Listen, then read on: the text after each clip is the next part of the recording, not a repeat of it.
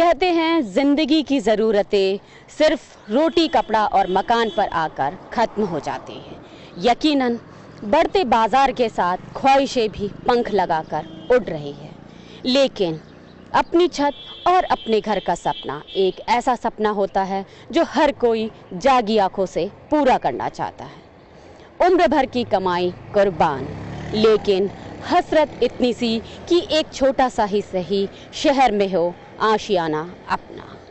तो आइए शुरुआत करते हैं संघात का ये सफर।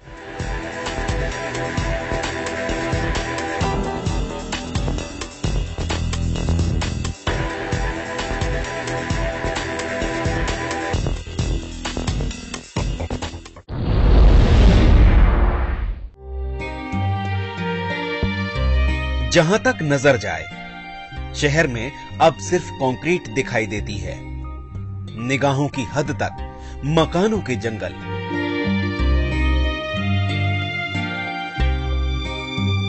लेकिन जिसे अपना कह सके उस आशियाने की तलाश खत्म नहीं होती। कभी घर में एक कमरा कम लगता है तो कभी घर का नक्शा बैंक बैलेंस से बाहर हो जाता है, बजट में नहीं समाता है।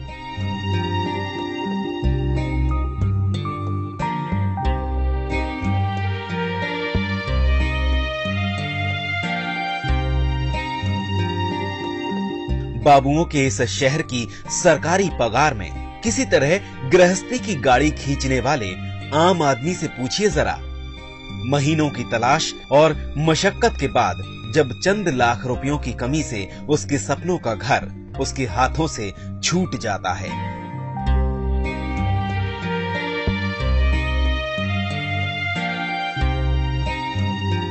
भोपाल अब देश के उन शहरों में शुमार हो चुका है जहां प्रॉपर्टी की कीमतें आसमान छू रही हैं।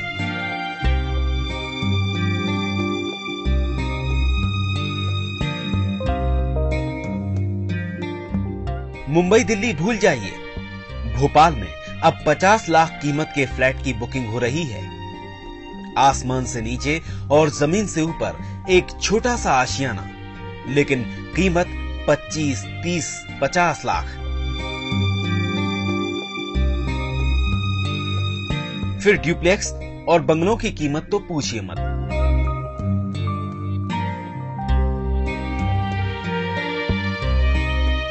कम कीमत में बड़ा घर चाहिए तो फिर शहर की सीमा को भी छोड़ना होगा। फिर यह भी जरूरी नहीं कि घर आपकी हसरतों का घरौंदा हो।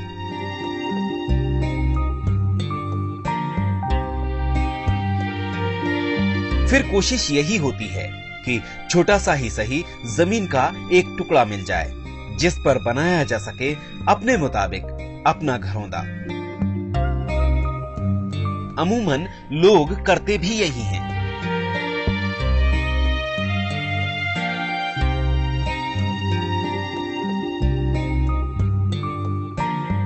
बिल्डर्स की बनी बनाई कॉलोनी में घर खरीदने से पहले कोशिश यही होती है कि प्लॉट पर अपनी जरूरतों के हिसाब से अपना घर बनाएं, जिसमें घर के आंगन से लेकर रसोई तक और बैठक से लेकर बरामदे तक हर कमरा मन के मुताबिक हो।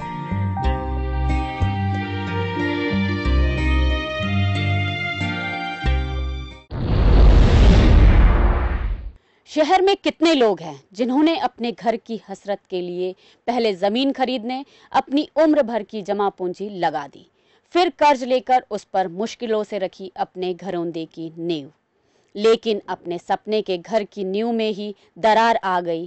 कैसे, ये आपको बताएंगे ब्रेक के बाद। भोपाल के कोलार इलाके की एक हाउसिंग सोसाइटी ने प्लॉट के नाम पर कैसे की धोखाधड़ी, ये भी हम आपको बताएंगे।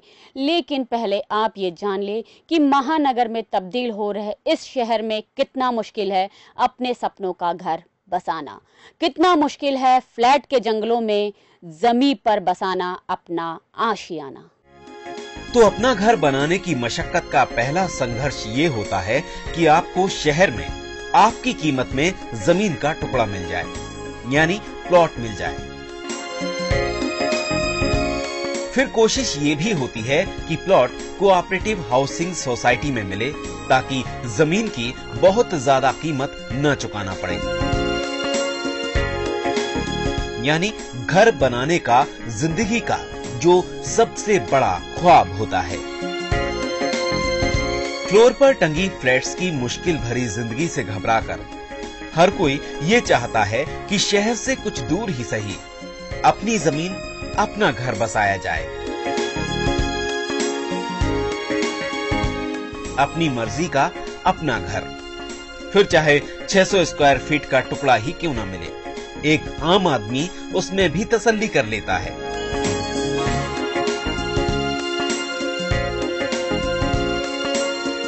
हर आदमी चाहता है कि उम्र की दूसरी पारी वो अपने घर गुजारे, वो घर जो उसके अपने सपनों की तामीर होता है। उसके मुताबिक आंगन, रसोई, बरामदा और बैठक, लेकिन इसके लिए जरूरी होता है प्लॉट। प्लॉट के बाद ही ये गुंजाइश बनती है कि जितनी हैसियत हो उसके हिसाब से आप अपना घर बनाएं। फ्लैट के मुकाबले लोग प्लॉट को किस लिए तरजीह दे रहे हैं, इसकी कई वजह सामने हैं। घर के सपने में अपनी छत और अपना आंगन तो हमेशा से रहता है। एक बार प्लॉट आपका हो गया, फिर जब चाहे उस पर अपने मुताबिक अपना घर तान लीजिए। जितनी हैसियत हो उतना बड़ा घर बनाइए। फिर बढ़ते परिवार और बढ़ती आमदनी के साथ आप चाहें तो बाद में घर में और निर्माण भी कर सकते हैं। उस सपने को हकीकत में बदलने का सबसे पहला और जरूरी पड़ाव बन जाता है कोऑपरेटिव हाउसिंग सोसाइटी में आपके हिस्से का एक छोटा सा ही सही प्लॉट। आगे बढ़ने से पहले समझ लीजिए कि आखिर कोऑपरेटिव हाउसिंग सोसाइटी है क्या। सहकारिता विभाग के अंतर्गत आने वाली सहकारी हाउसिंग सोसाइटी का मकसद आम लोगों की जरूरतों के मद्देनजर उनकी आमदनी को देखते हुए नो प्रॉफिट नो लॉस में मूल कीमत पर कोई जमीन आम आदमी को मुहैया कराना। इसमें कुछ लोगों का समूह मिलकर हाउसिंग सोसाइटी का गठन करता है।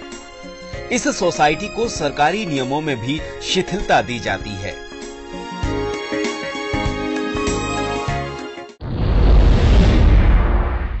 और अब हम आपको बताते हैं कि किस तरह से और कैसे सैकड़ों लोगों के घर के सपनों में लगाई गई सेंध। ये पूरा मामला भोपाल में बड़ी तेजी से बढ़ रहे कोलार इलाके के सर्वधर्म हाउसिंग सोसाइटी का है। कैसे और किस तरह से शुरू हुआ घर के नाम पर धोखाधड़ी का ये खेल, हम आपको दिखाते हैं सिलसिलेवार। ये भोपाल की सर्वधर्म हाउसिंग सोसाइटी के नाम की वो 45 एकड़ जमीन है जिस पर सैकड़ों लोगों ने अपने आशियाने बनाने का सपना देखा था। पहले आपको बताते हैं कि किस तरह हुई इस हाउसिंग सोसाइटी की शुरुआत। करीब 29 साल पहले 25 मार्च 1982 को सर्वधर्म सहकारी समिति का रजिस्ट्रेशन हुआ। रजिस्ट्रेशन के बाद शुरू हुआ समिति के सदस्य बनाने का सिलसिला। नियमानुसार हाउसिंग सोसाइटी के हर आवासहीन सदस्य को कोलार के दामखेड़ा गांव में आवास बनाने के लिए प्लॉट देना तय किया गया। आज लगभग कम से कम 17 साल हो चुके हैं और हमें प्लॉट तो क्या कुछ भी नहीं मिल रहा है। हम सरकार से, शासन से, सोसाइटी के सभी पदाधिकारियों से ये निवेदन करते हैं कि हमारी जो जमीन है जो दूसरे बिल्डरों को बेच दी गई है या दूसरे बिल्डरों ने उस पर अतिक्रमण कर रखा है, हम शासन से गुजारिश करते हैं कि उस अतिक्रमण को हटाया जाए और जैसे मिनाल जैसी कार्रवाई भोपाल में हुई है। सर्वधर्म ई सेक्टर में करीब 45 एकड़ की इस जमीन पर इस हाउसिंग सोसाइटी को बनाने की योजना थी।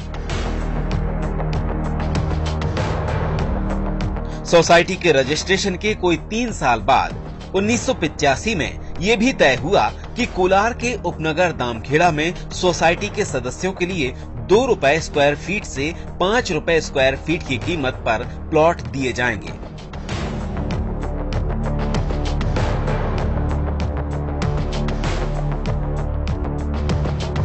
अगर हम औसत कीमत 3 रुपए भी माने, 30 बाई 60 स्क्वायर फीट प्लॉट की कीमत केवल 5400 रुपए होती है।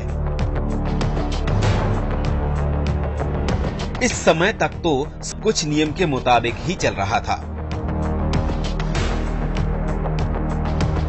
अपने घर का सपना संजोए 1200 लोगों ने प्लॉट की कीमत अदा की। उन्हें बकायदा प्लॉट नंबर भी अलॉट किए गए। नियम के मुताबिक उनसे विकास कार्यों के लिए राशि भी वसूली गई। हमने प्लॉट के पूरे पैसे जमा कर दिए। मेरे परिवार के जितने भी लोग थे सबने पूरे पैसे दिए हैं। उसके बाद डेवलपमेंट के भी पैसे दिए हैं जब जब इन्होंने मांगा है। लेकिन फैलते शहर के साथ जैसे जैसे प्रॉपर्टी की कीमतें बढ़ी, दामखेड़ा की जमीन भी दाम देने लायक हो गई। 5400 के उस प्लॉट की कीमत 36 लाख तक पहुंच चुकी थी। सोसाइटी के अध्यक्ष को भी अंदाजा लग गया था कि प्रॉपर्टी की कीमतें अब नीचे नहीं आनी, तो उसने बड़ी चालाकी से सदस्यों को ही गुमराह करना शुरू कर दिया।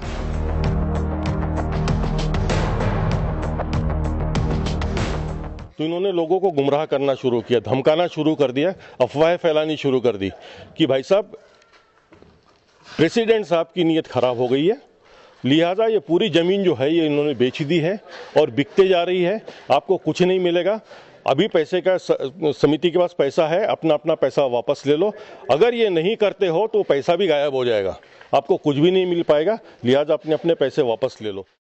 हालांकि कानून कहता है कि इस तरह हाउसिंग सोसाइटी की जमीन बेचना धारा 20(1) के उल्लंघन के दायरे में आता है, जो एक अपराध है।